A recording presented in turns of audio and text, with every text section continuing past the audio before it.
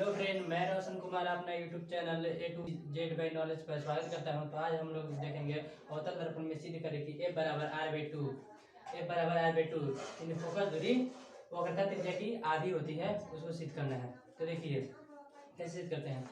इसको सिद्ध करने के लिए हम लोग लिखते हैं अवतल दर्पण। इसको कहते हैं अवतल दर्पण, जिसका परिवर्तक शतांतर प्रयोग क्या होता है, धसा होता है, उसे हम लोग अवतल दर्पण कहते हैं। अवतल दर्पण से एक किरण आती है। किरण आने के बाद परिवर्तक के बाद कहाँ से, फोकस लेंस से जाती है। परिवर्तक के बाद फोकस लेंस से होती हुई जाती है। इसको कहते हैं हम लोग ए, इसको बी और इसको प्रधान अक्ष पी, प्रधान अक्ष यानी मुख्य अक्ष, इसको कहते हैं मुख्य अक्ष पी। और देखते हैं कि इतना करने के बाद आने वाली किरण को कहते हैं आपतित किरण, और दर्पण से परिवर्तन के बाद जो किरण पास होती है उसे कहते हैं हम लोग परिवर्तन कोण। आने वाली किरण को आपतन कोण, परिवर्तन के बाद दर्पण से परिवर्तन के बाद जो जाता है उसे कहते हैं परिवर्तन कोण। बीच में जो बनता है उसे क्या कहते हैं हम लोग, अभिलंब। क्या कहते हैं, अभिलंब कहते हैं। अभिलंब कहते हैं। तो अभिलंब और आपतन कोण, परिवर्तन कोण क्या बनता है, आपतन कोण, इसे कहेंगे आई और ये कोण क्या कहेंगे आर। यानी आपतन कोण परिवर्तन कोण क्या होता है, आपस में बराबर होते हैं। तो आने वाली किरण तो दर्पण से परिवर्तन के बाद कहाँ से आती है, फोकस लेंस से मुड़ जाती है। और इस दोनों के बीच के बना कोण क्या कहते हैं, अभिलंब। बीच में क्या बनता है, अभिलंब। अब देखते हैं इसको कैसे सिद्ध करते हैं। तो पहले लिखना होगा कि अब दर्पण को नाम दे देते हैं कि एम और एन। दर्पण का नाम है एम एन। लिखेंगे कि माना कि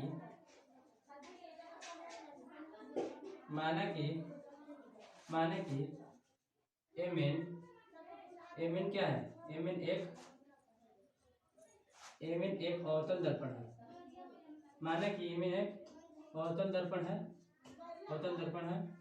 माना कि एम एन एक अवतल दर्पण है जिसका फोकस दूरी अपने से मानना है, जिसका फोकस दूरी f, जिसका फोकस दूरी f तथा वक्रता त्रिज्या r है। वक्रता त्रिज्या क्या है, r है, जिसका फोकस दूरी तथा वक्रता त्रिज्या r है। दर्पण से ध्रुव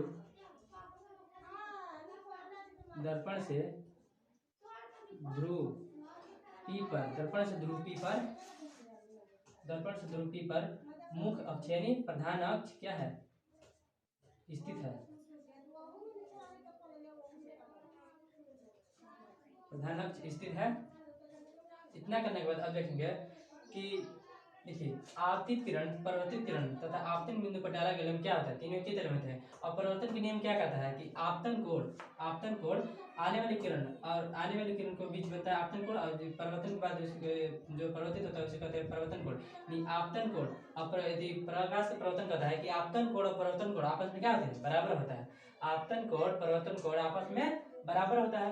तो लिखेंगे कि कोण ए बी सी बराबर है कोण सी बी एफ।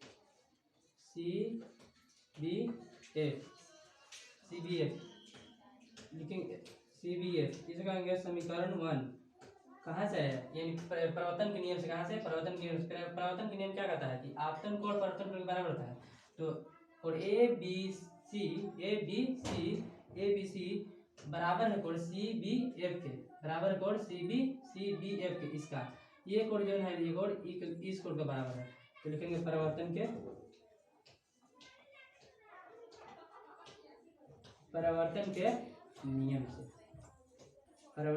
नियम से समीकरण 1 हो गया। अब देखेंगे कि कोण ए बी सी बराबर है कोण बी सी एफ के। कोण किसका, बी सी एफ। इसको मानेंगे समीकरण, इसको मान लेते हैं समीकरण 2। ये कहाँ से है, तो देखिए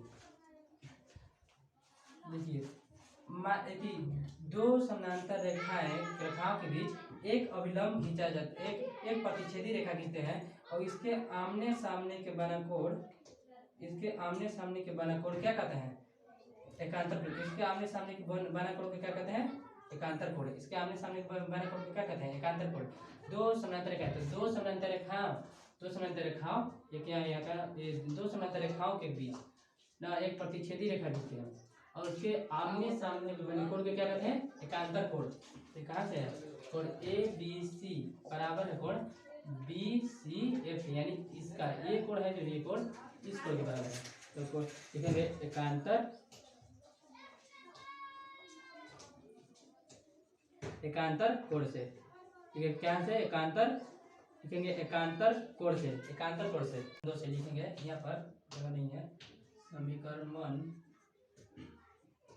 समीकरण 1 और समीकरण 2 से, समीकरण 1 और समीकरण 1 और समीकरण 2 से। समीकरण 1 और समीकरण 2 के देखिए, कोण ए बी सी बराबर है कोण सी बी एफ के, और वही कोण ए बी सी बराबर है कोण बी सी एफ के, यानी ये कोण है ए बी सी बराबर है कोण सी बी एफ, और यही कोण ए बी सी बराबर है कोण बी सी एफ, यानी इसका इसका दोनों के बराबर है। तो लिखेंगे, यानी देखिए राइट हैंड साइड बराबर है, राइट हैंड साइड बराबर है, जिसका जो जिस कोण का राइट हैंड साइड बराबर होता है उसका लेफ्ट हैंड साइड भी क्या होता है?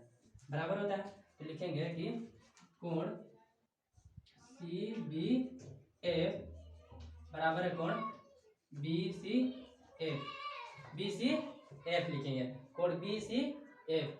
अब देखते हैं, चूंकि हम एकांतर कोण में देखिए ये त्रिभुज बन रहा है, ध्यान से देखिए आप यहाँ पर क्या बन रहा है। अगर इसको मिलाते हैं, समझाने के लिए मिला रहे इसको, ये कोण बन रहा है, ये कोण बन रहा है और इसके दो कोण बराबर है, यानी जिस कोण का दो कोण बराबर होता है ना तो उसे कहते हैं हम लोग समद्विबाहु त्रिभुज, समद्विबाहु त्रिभुज, समद्विबाहु त्रिभुज जिसके दो कोण बराबर हो। सम मतलब बराबर, द्वि मतलब दो भुज है, यानी दो कोण बराबर हो ना उसका, उसे हम लोग कहते हैं समद्विबाहु कोण, समद्विबाहु कोण। अब देखिए जिस त्रिभुज का दो कोण बराबर होता है उसका दो भुजा भी क्या होती है? बराबर होती है। तो देखते हैं, ये बी कोण बी और कोण सी क्या है? बराबर है। तो लिखेंगे बराबर है ना, तो इसके जिस कोण का दो कोण बराबर होता है उसका दो भुजा भी क्या होता है? उसके सामने वाला दो भुजा क्या होती है? बराबर होती है। तो कोण बी के सामने वाला भुजा कौन है? कोण सी के सामने वाला, कोण सी के सामने वाला भुजा है क्या थी? C F. कोण सी के सामने वाला भुजा है बी एफ। कोण सी के सामने वाला ऐसे जाइएगा तो भुजा क्या थी? बी एफ है, बी एफ बराबर कोण बी के सामने वाला भुजा क्या है? सी एफ। कोण बी के सामने वाला भुजा सी एफ है, तो कोण बी ए बराबर कोण क्या है? सी एफ। कोण बी बराबर कोण सी एफ। अब लिखेंगे माना कि बिंदु बी है ना, बी वो पी के बहुत क्या है? बहुत निकट है, पी के बहुत निकट है। बिंदु जो पी है निकट है, जो बिंदु है ना पी पी के बहुत निकट है, यानी जो है ना पी बिंदु पी के क्या बी है जो बहुत निकट है। तो देखिए पी के क्या है? निकट है। तो मान लीजिए देखिए ये एक्चुअली में इतना दूर नहीं होता, हम लोग बनाते हैं, एक्चुअली में ये बहुत नजदीक होता है। जैसे मान लीजिए देखिए ये है ना, ये रेखा मान लीजिए, इसको मान लीजिए बी, इसको मान लीजिए पी, इसको मान लीजिए, तो इतना नजदीक होता है। तो मान लीजिए अगर ये आपस में क्या है? बराबर है, तो कोण बी सी ना लिख के हम लोग क्या लिखेंगे? पी एफ लिखेंगे। तो कोण बी बराबर क्या है? कोण, इसलिए कोण बी एफ बराबर क्या है? बी एफ ना लिख के हम लोग क्या लिखेंगे? P F. क्या लिखेंगे? पी एफ लिखेंगे, पी एफ लिखेंगे, क्योंकि इसका क्या है? बहुत छोटा है, बी क्या है? बी बिंदु पी के क्या है? बहुत निकट है, बहुत निकट है यानी क्या है? ये दोनों आपस में क्या है? बराबर है। तो इसलिए हम ले लिए पी एफ। क्या ले लिए? P F.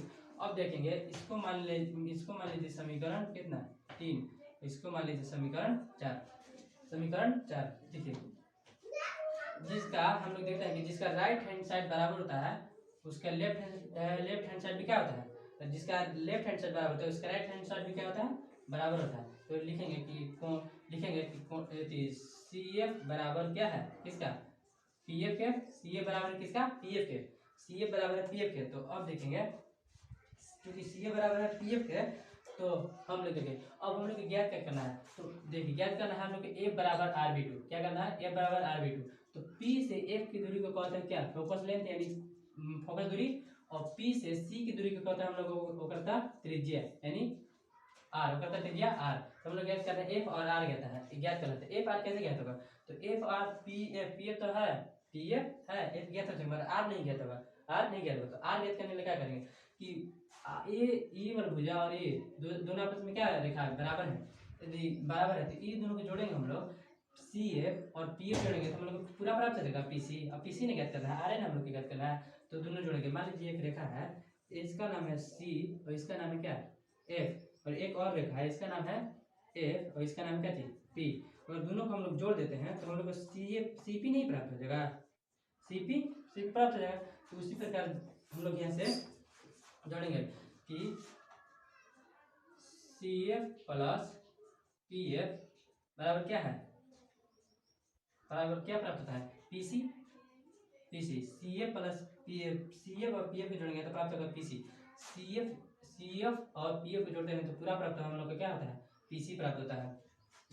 तो देखिए अब पीसी, अब चूंकि हम लोग जान चुके हैं कि सी एफ बराबर है पी एफ के, सी एफ बराबर है पी एफ के, तो इसलिए लिख देंगे सी एफ ना लिख के पी एफ लिखेंगे, क्या लिखेंगे पी एफ, और प्लस पहले से पी एफ है और ये क्या है बराबर पी सी। अब पी सी तो अब लिखेंगे कि कैसे लिख दें, तो चूंकि लिखेंगे कि सी एफ बराबर है किसका, क्योंकि सी एफ बराबर है किसका पी एफ के, सी एफ बराबर है पी एफ के, सी एफ बराबर है पी एफ के, इसलिए सी पी की जगह पर क्या लिख दिए पी एफ लिख दिए। अब देखेंगे पी एक पी एफ यहाँ और एक यहाँ है, यानी एक वन एक पी एफ और एक मिल की हो जाएगा दो पी एफ और ये क्या है पी सी, पहले से पी सी है। तो अब देखिए यहाँ पर दिखा देते हैं, यहाँ पर अब हम लोग ज्ञात क्या करना है, इतना गया टू पी एफ बराबर पी सी। तो पी एफ क्या है, पी एफ हम लोग का फोकस लेंथ है, पी एफ क्या है फोकस लेंथ, तो यहाँ पर लिख देते हैं पी एफ क्या है फोकस लेंथ, इस सब और मिटा देते हैं, आप लोग देख लीजिएगा फिर से वीडियो। पी एफ क्या है, पी एफ है पी सी, तो देखिए पी सी यानी यहाँ है ना, यहाँ लिख देते हैं टू पी एफ बराबर है क्या पी सी के, बराबर क्या है पी सी के, देखिए पीसी क्या है फोकस लेंथ है, तो टू और पी एफ के दूरी कितना है एफ यानी फोकस लेंथ, और पीसी की दूरी क्या है, पीसी की दूरी को हम लोग कहते हैं करता त्रिज्या यानी आर, क्या कहते हैं आर। हम लोग को ज्ञात क्या करना है एफ बराबर आर बाई टू, तो यहाँ क्या थी यहाँ गुना में है, दो क्या है गुना में, तो एफ इधर गुना में है और इधर बराबर की इधर जाएगा इक्वल के, तो क्या हो जाएगा भागा में, गुना में कोई भी चीज रहता है तो इक्वल के उधर जाता है तो क्या हो जाता है भागा में, गुना जाएगा भागा में हो जाता है। तो हम लोग को ज्ञात क्या करना था एफ बराबर आर बाई टू, एफ बराबर आर बाई टू। तो ये देखिए तो ये हम लोग सेट कर चुके हैं। तो उम्मीद करता हूँ कि आज के वीडियो पसंद आएगा, समझ में आएगा, तो चैनल को सब्सक्राइब और लाइक करें। जय हिंद जय भारत।